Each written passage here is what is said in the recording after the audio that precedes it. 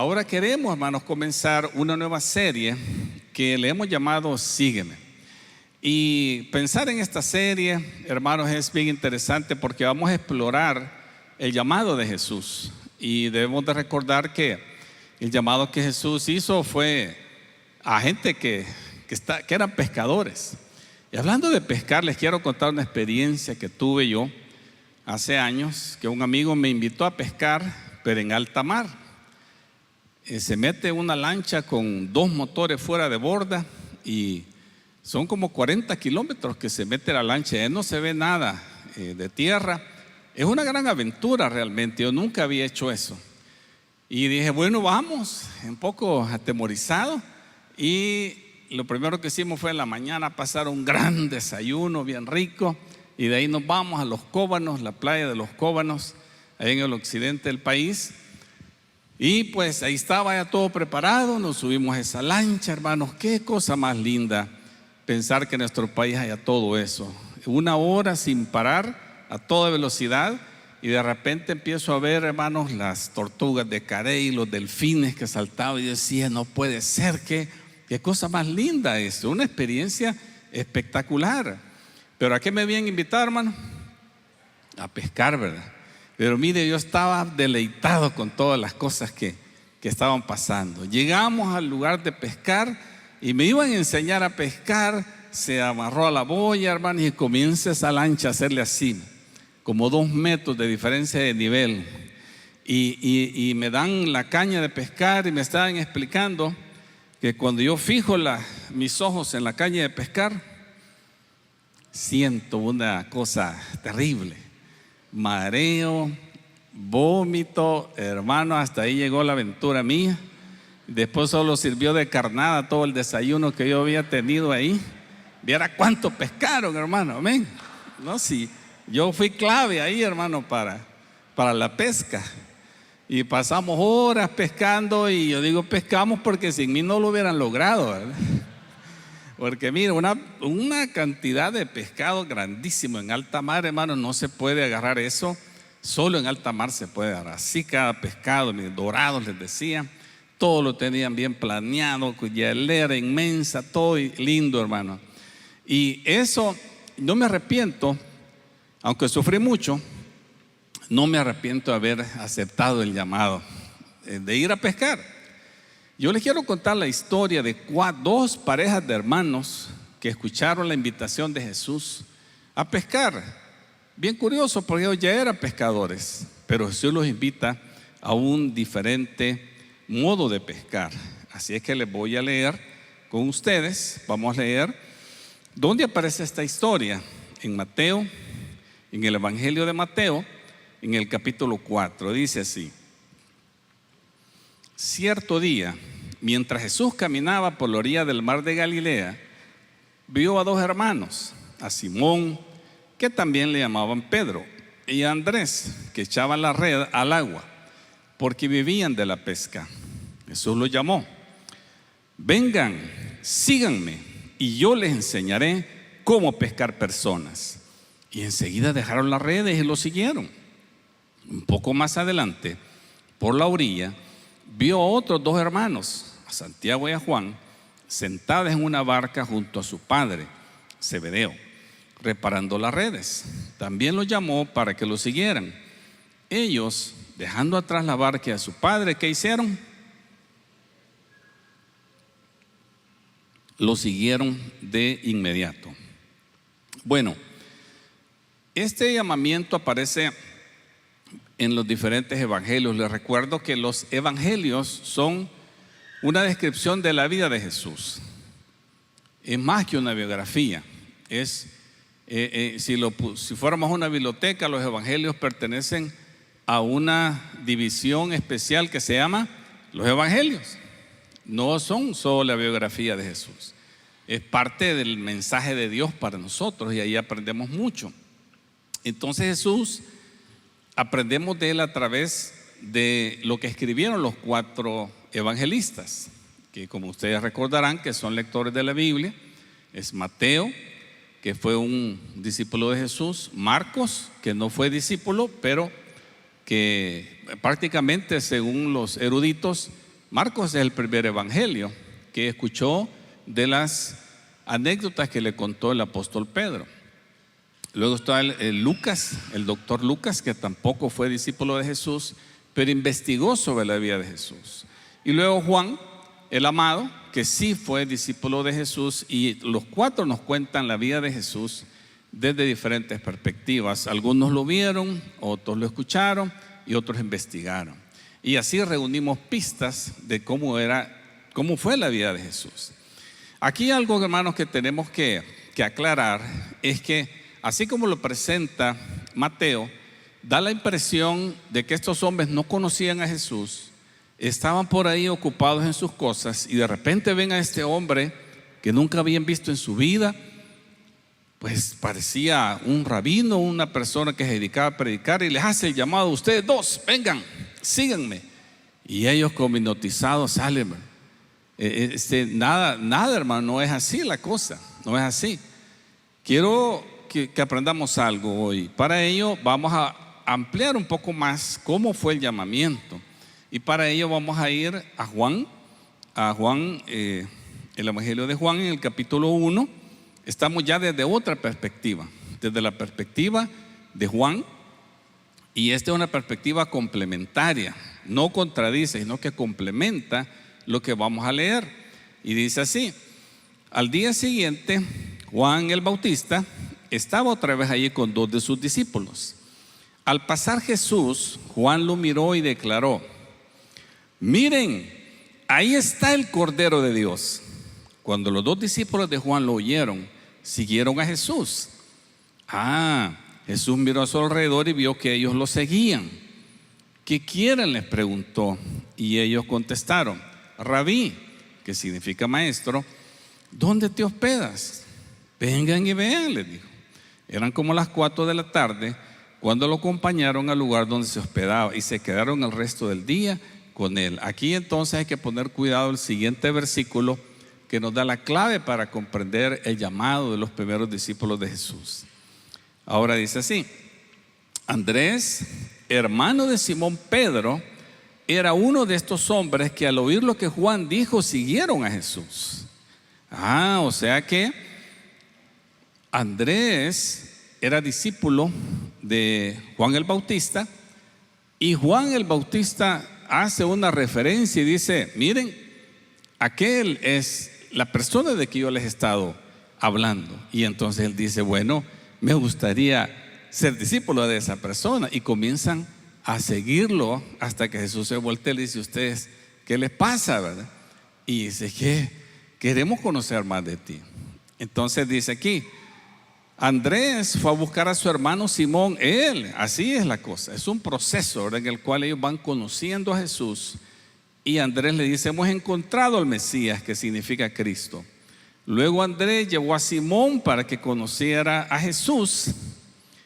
Jesús miró fijamente a Simón y le dijo: tu nombre es Simón, hijo de Juan, pero te llamarás Cefas, que significa Pedro. En el primer pasaje que leímos en Mateo dice que a Simón ya le decían Pedro. ¿Por qué? Porque Jesús ya le había cambiado el nombre. Entonces, esto nos da un mensaje bien importante, hermano, porque ese momento del llamado final que Jesús les hace a seguirlo por completo y dejarlo todo, no fue que se los hizo así a personas desconocidas, sino que Él ya había invertido tiempo en ellos. Hay que entender eso bien a fondo. Luego vamos al otro evangelio, la otra perspectiva.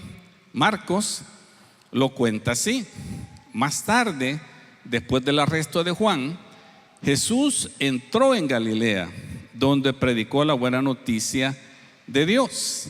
Ya había pasado tiempo, ¿verdad? Por fin ha llegado el tiempo prometido por Dios, anunciaba. El reino de Dios está cerca. Arrepiéntanse de sus pecados y crean la buena noticia. Cierto día, mientras Jesús caminaba por la orilla del mar de Galilea, vio a Simón y a su hermano Andrés que echaban la red al agua porque vivían de la pesca. Jesús los llamó: vengan, síguenme y yo les enseñaré cómo pescar personas. Y enseguida dejaron las redes y lo siguieron. Un poco más adelante por la orilla, Jesús vio a Santiago y a Juan, hijos de Zebedeo, en una barca reparando las redes. Los llamó de inmediato y ellos también lo siguieron, dejando a su padre Zebedeo en la barca con los hombres contratados. Entonces, ¿qué es lo que queremos enseñar esta mañana? Que ese llamado definitivo a dejar todo para seguir a Jesús venía precedido de una inversión de tiempo de Jesucristo en ello. Él ya tenía una relación profunda con estos hombres.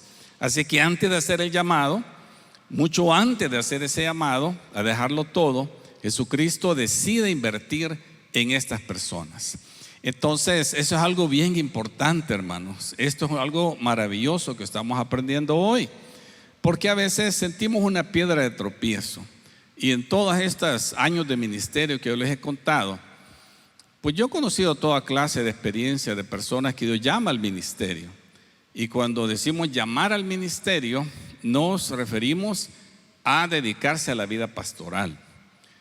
Y yo pues estuve luchando con ese llamado de muy joven y no quería recibirlo hasta que pasaron algunos años y Dios me habló para poder yo recibir ese llamado. Pero ya habían pasado años de que yo había recibido a Cristo, había crecido, había servido, la gente había invertido en mí. Entonces eso es una cosa bien importante, hermano. Miren, ¿qué tipo de personas llama Jesús? Cuando nosotros vemos, tal vez en las películas nos hacen ver a estas personas como personas de bajos recursos o algo así. Pero miren, la pesca alrededor del lago de Galilea, había un montón de gente que hacía esto. De hecho, eran como empresarios. Muchos de ellos tenían varias lanchas para producir más. Como ustedes ven, dice que el papá de uno de los hermanos, de esta pareja de hermanos, dice que ella tenía hasta hombres contratados. O sea, son como empresas. Si nos imagináramos hoy en día, o sea, a dónde se mueve más la economía y abren negocios en ese sector, eso sería el día de hoy. Jesucristo llamando emprendedores, gente que está ocupada, gente productiva. Esa es la gente que Jesús está llamando. Algunos tenían familias, algunos trabajan para su papá, como hemos leído. Deben haber estado haciendo planes, ¿verdad?, para expandir ahí la franquicia de lanchas hacia el otro lado del lago, ¿verdad? Debe haber sido algo de lo que habían estado hablando con Jesús y con sus familiares durante, quién sabe, quizás se calcula que para este llamado definitivo había pasado quizás un año y medio más o menos de relación con Jesús. Pedro debe haber hablado con su esposa. ¿Se imaginan qué plática esa, verdad? La de Pedro: mira, estoy sintiendo el llamado de seguir a Jesús. Sí, cómo no, ¿verdad? Está interesante. Todos tuvieron una lucha para seguir a Jesús. Santiago y Juan deben haber hablado con su papá al respecto, y su papá pues tiene que haber pasado ese proceso de entender este llamado. Por ejemplo, en el versículo 19 y 20, si lo leemos de nuevo, dice un poco más adelante: por la orilla Jesús vio a Santiago y a Juan, hijos de Zebedeo, en una barca reparando las redes. Los llamó de inmediato y ellos también lo siguieron, dejando a su padre Zebedeo en la barca. ¿Con quién dice? Con los hombres contratados. Es decir, que su papá ya había procesado la idea de que sus hijos no iban a heredar el negocio de su papá, sino que él ya había, a través de ese tiempo, que los había visto muy compenetrados, muy espirituales, ¿verdad?, siguiendo a Jesús, que en algún momento ellos iban a tomar esa decisión. Qué bonito, ¿verdad? Qué bonito ver que su papá no sale corriendo detrás de ellos: no, hijos, ¿qué están haciendo? Están locos, van a vivir en pobreza o cosas así. Sino que ya se había preparado, tenía a esta gente contratada para que reemplazaran a sus hijos que iban a salir. Entonces su papá ya había valorado el llamado al ministerio que tenían sus hijos. No los iba a detener, ya era algo que lo habían procesado. Entonces él dice: bueno, si lo van a hacer, tenemos que pensar cómo vamos a hacer para seguir adelante con la empresa si ustedes no van a estar. Y esta es la solución que ellos buscan. Entonces, Yo creo, hermanos, que los padres debemos ser bien sabios con nuestros hijos, porque vieron señales en sus hijos que ellos tenían un llamado para servir en la obra del Señor. Y aquí, hermanos, es un llamado que yo tengo para nosotros los padres. Yo ya tengo mis hijas grandes, no les voy a decir la edad porque aquí estoy en público, ¿verdad? Pero ya pues ellas terminaron sus carreras, se colocaron en sus campos profesionales y les va muy bien. Ahora, ¿qué es lo que nosotros nos llena de satisfacción en la vida de nuestros hijos? ¿Qué queremos ver en ellos?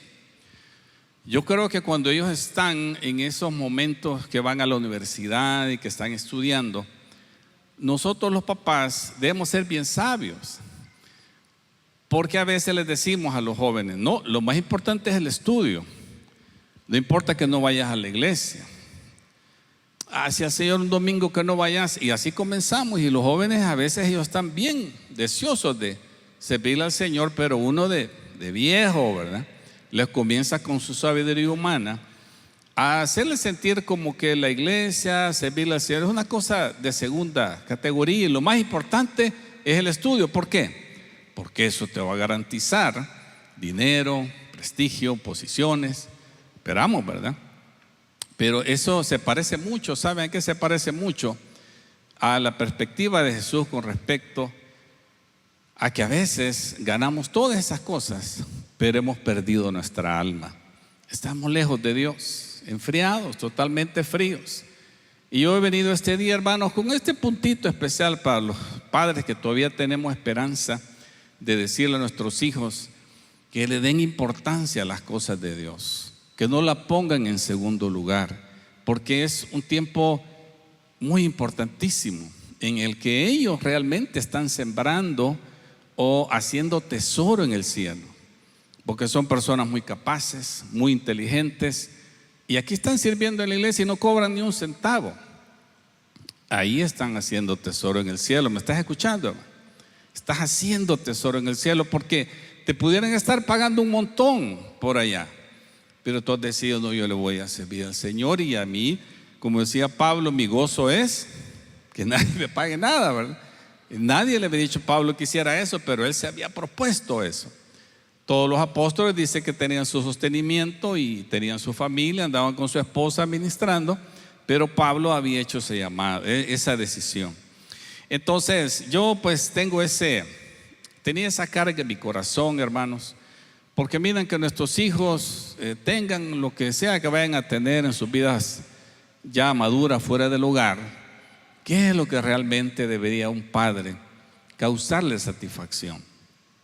Lo que más debería causarte satisfacción como padre es ver a tus hijos que tienen temor de Dios, amén, y que ese temor de Dios se traduce en una vida de servicio al Señor, a la gente, amar al prójimo. Eso, si vemos eso en nuestros hijos, ya la hicimos, ¿verdad? Hicimos bien, porque esa es la oportunidad que tenemos como padres, sembrar esos valores en ellos. Entonces espero yo, hermanos, que estas palabras pues puedan caer en ustedes, y que todos sepamos que nuestra visión, cuando respondemos al llamado de Jesús, y por eso se llama el origen este mensaje, porque cuando respondemos al llamado, no respondemos a un llamado de ven y congrégate. Eso sí esperamos que te congregues, ¿verdad? Sino que el llamado de Jesús es hacer un discípulo. Voy a repetir eso. El llamado de Jesús, cuando Él dice sígueme, no te está diciendo sígueme a la iglesia, sino que Él te está diciendo sígueme y quiero que seas un discípulo y que te parezcas a mí. Entonces, en ese sentido, el discípulo se propone 3 metas que hemos estado compartiendo desde enero, y estas 3 metas son: la primera de ellas es estar con Jesús. Significa dedicarle tiempo al Señor para la oración, la lectura de la palabra, tiempos en que nosotros sentimos y comprobamos que la presencia de Dios está con nosotros, y son como tiempos en que nos recargamos, pero todos los días. Es un hábito que tenemos que cultivar. La otra meta del discípulo es ser como Jesús. Si yo pusiera 3 características en un discípulo de Jesús, serían una persona que es amorosa, una persona que siempre está gozosa y es una persona que disfruta de paz.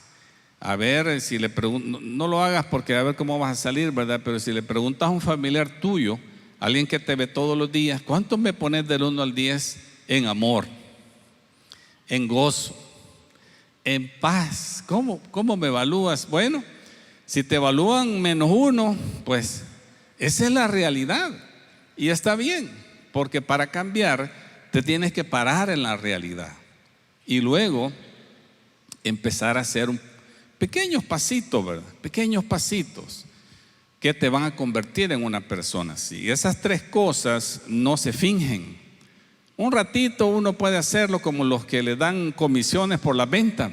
Son las personas más lindas del mundo, bien amables, sonrientes y todo, pero ya cuando se acabó la motivación y el que otro que viene no me va a pagar, ahí sale quién es realmente la persona. Entonces no se puede fingir estas 3 cosas, tiene que venir desde adentro, desde esa vida que tú estás cultivando en la presencia del Señor.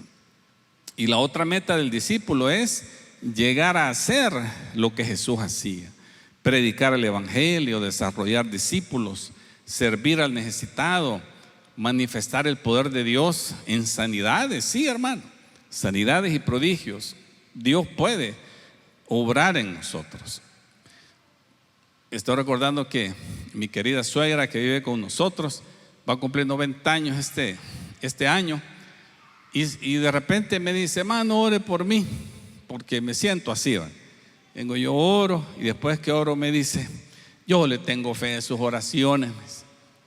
Siempre que ora por mí, siempre me sana el Señor. Diga a los hermanos de la iglesia que pasen a orar, y podemos hacerlo, ¿verdad? Con gusto, porque usted tiene el don de las sanidades.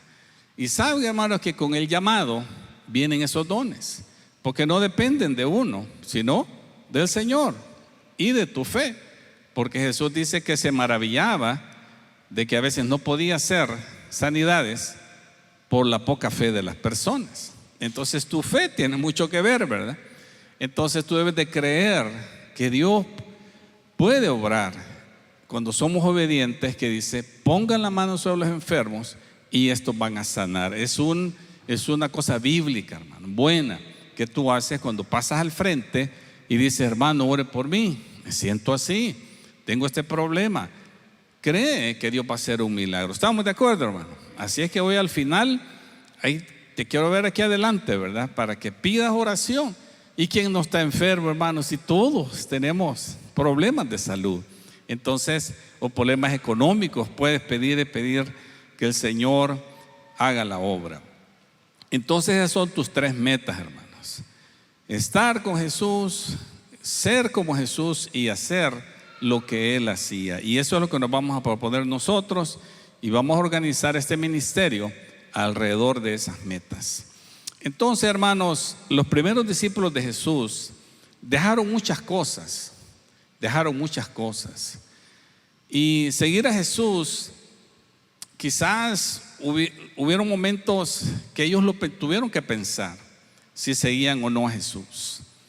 Como les recuerdo esas pláticas de Pedro con su esposa, de dejar negocios que les iba muy bien, de Santiago y Juan, que estaban listos para heredar un gran negocio y tuvieron que dejarlo pasar, y dejar a su papá también, que no lo iban a acompañar después. Todos dejaron lo que hacían por seguir a Jesús. Todos eligieron dejar a sus familias, a sus amigos, dejaron la comodidad, que creo que en resumen es el problema de la iglesia de hoy, es que somos muy acomodados.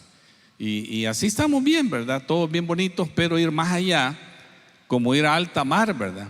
Pescar de esos pescados gordos significa arriesgarse, aventurarse, hacer cosas difíciles, imposibles quizás, y quizás te vas a enfermar a veces haciendo cosas difíciles para alcanzar a algunos que están de veras bien lejos del Señor, muchos que ni creen en Dios, o creen un Dios a su manera y que sus momentos más felices son allá en el estadio, ¿verdad? O alrededor de la bebida, de cosas así.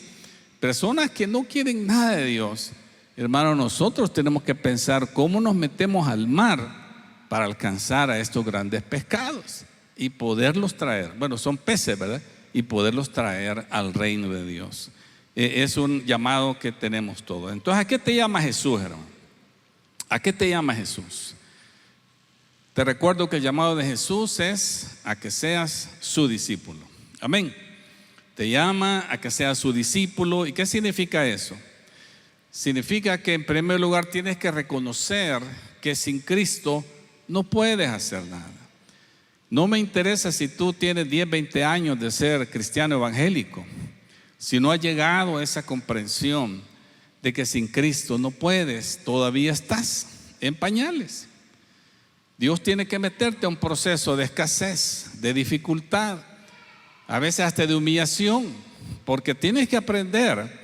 Hasta que aprendas, dice el Señor cuando les está recordando a través de Moisés a los israelitas: 40 años estuviste en el desierto, pasaste hambre y tuviste sed, para que aprendieras, ¿qué cosa? Que no solo de pan vive el hombre. Y yo siempre me pongo a pensar: Señor, ¿y por qué no se los enseñaste en la escuela dominical a todos en el desierto y ya hubieran pasado la tierra prometida? Porque solo hubiera quedado aquí, ¿verdad? Pero pasar la escasez de verdad, no tener la aflicción de que qué va a haber para mañana, hasta que aprendiste, dice, que no solo de pan vivirá el hombre, sino de toda palabra que sale de la boca de Dios. Amén, hermano. Eso es bien importante. Entonces, tienes que reconocer que sin Cristo no puedes. Tienes que arrepentirte de no tomar en cuenta a Dios en tus decisiones, que es el pecado original de la humanidad, es no tomar en cuenta a Dios en nuestras decisiones, en todo lo que hacemos. Creemos que somos muy inteligentes y no tomamos en cuenta a Dios, estás en pecado, hermano. Tienes que arrepentirte. Cuando eres obediente al llamado de Dios y abres tu corazón a Él, hay un milagro ahí, hermano, que se llama el nuevo nacimiento. El Espíritu Santo viene a tu vida y te da esa capacidad de poder hablar con Dios con confianza, ya no como un ser juzgador lejano, sino como un Padre que te ama y que está contigo. Eso es lo que pasa cuando el Espíritu Santo viene a tu vida. Luego viene una presencia que yo le llamaría presencia santificadora de Dios, hermano, que de repente empiezas a sentir que debes alejarte de las cosas que le ofenden a Dios. Eso es una obra, una confirmación de que el Espíritu Santo está obrando en tu vida y sientes que no, eso no le agrada a Dios. ¿Por qué? No sé, lo siento así. No hay en ningún lugar de la Biblia, pero el Espíritu Santo te está dirigiendo que tienes que dejar la vida de inmoralidad sexual, dejar de aprovecharte del más débil solo porque lo puedes hacer, porque estás en una posición de poder y puedes oprimir al más débil. Debes de arrepentirte de eso, ya sea en tu trabajo, donde quiera que estés. Arrepentirte de la arrogancia, de ver a la gente de menos, de arrepentirte del orgullo, de arrepentirte de ser una persona que está adicta a las drogas, al alcohol, a las cosas que no honran a Dios, hermano, amistades que te llevan al pecado. Todas esas cosas el Espíritu Santo te comienza a dar testimonio y decir: no, debes irlo dejando. Ese es que Dios está obrando en tu vida. Yo te felicito. Y luego comienzas a sentir hambre de conocer a Dios y comienzas a buscar lugares donde saciar esa hambre. Lees la Biblia y cuando la lees eres como un niño, ¿verdad? Que dice: sí, no había leído esto, y lo pones en práctica y vas sustituyendo el mal por el bien porque quieres seguir a Cristo. Pones atención al mensaje de la iglesia, como todos ustedes están. Me alegro por eso, hermano. Tomas notas en el mensaje también. Eso es buenísimo, hermano. Ya a cierta edad, como la mía, ¿verdad?, ya no nos acordamos de las cosas, hermano. Y escribirlas es bueno, repasarlas después. Una vez me preguntaron a mí: ¿de qué predicó, hermano, a la hora del almuerzo, el mismo día? Y va que no me acordaba, ni yo. ¿Cómo van a acordar ustedes, hermano? ¿verdad? Si yo, el predicador, se acordaba. Entonces, es bueno tomar notas, porque eso refleja un hambre que uno tiene. Y siempre la palabra de Dios tiene perspectivas diferentes. Tomas notas, escuchas otros mensajes de otras personas, lees libros cristianos, y luego el Señor, hermano, te pone en tu corazón el deseo de compartir con otras personas el gran tesoro que tú has encontrado. Esto es bien sencillo, hermano. Si imaginan una persona indigente que ha pasado años viendo dónde duerme, dónde come, gran necesidad, toda la gente lo rechaza, y de repente va y encuentra un lugar donde dan la comida gratis y le dan de dormir gratis, no lo rechazan. ¿Qué debería hacer él? Debería ir donde todos sus amigos indigentes a decirle: hey, miren, allá dan comida gratis, allá pueden dormir, allá, vénganse, allá no los desprecian. Hermano, cuando venimos al Señor, esa es la realidad. Somos personas muy necesitadas de Dios, ¿sí o no? Somos muy necesitados de Dios.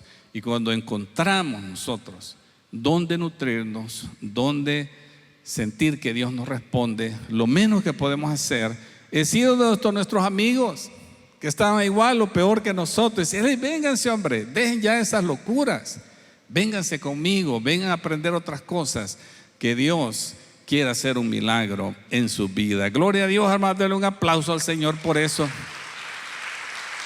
Amén. Gloria a Dios. Yo sé que tú quieres seguir a Jesús, hermano. Yo sé que tú lo quieres hacer, pero tienes que hacerte una pregunta y piénsalo bien. ¿Qué es lo que necesitas dejar atrás para seguir a Jesús? Siempre hay algo, ¿no? Siempre hay algo. A alguien que tenemos que dejar atrás. Porque mira, esta es tu aplicación de vida. Jesús te dice: sígueme. Ahí comienza todo. ¿Cuál debe ser tu respuesta? Convertirte en discípulo, no solo en asistente a la iglesia, debes convertirte en discípulo. Sí, debes responder a ese: sí, Señor, yo quiero ser tu discípulo. ¿Y qué te está diciendo Dios que debes dejar para ser como Él? ¿Qué te dice el Señor que debes dejar para ser como Él? Y así, hermanos, como está, inclinen su rostro y hágase esa pregunta: Señor, ¿qué me pides que tengo que dejar atrás para ser un discípulo tuyo? Aquí comienza todo, hermano. El llamado a dejar ciertas cosas que valoramos, que no nos vemos sin ellas, pero que ofenden a Dios, que roban nuestra alma, nos destruyen. Este llamado, hermano, es para dejar atrás lo que te impide ser un discípulo de Jesús. Espero que el Señor te haya hablado a tu corazón a través de la palabra de Dios y que quieras abrirle tu corazón a Jesucristo. Es la mejor decisión que puedes hacer. La Biblia dice que el que tiene al Hijo de Dios tiene la vida. El que no tiene al Hijo de Dios no tiene la vida. Y ahora tú puedes hacerlo a través de una sencilla oración. Repite conmigo en tu corazón y dile: Señor Jesucristo, reconozco que he estado apartado de ti. Reconozco que no puedo vivir sin ti. No puedo hacer la vida sin tu poder. Ayúdame, entra a mi vida, perdona mis pecados. Reconozco que tú eres mi Señor y Salvador. Te quiero dar las gracias por tu sacrificio en la cruz y porque ahora vives en mi vida. Gracias, Señor Jesús. En tu nombre, amén. Seguir adelante a buscar una iglesia donde congregarse, o si quieres congregarte con nosotros para que des los pasos iniciales a través del proceso, dijiste que sí. Te esperamos.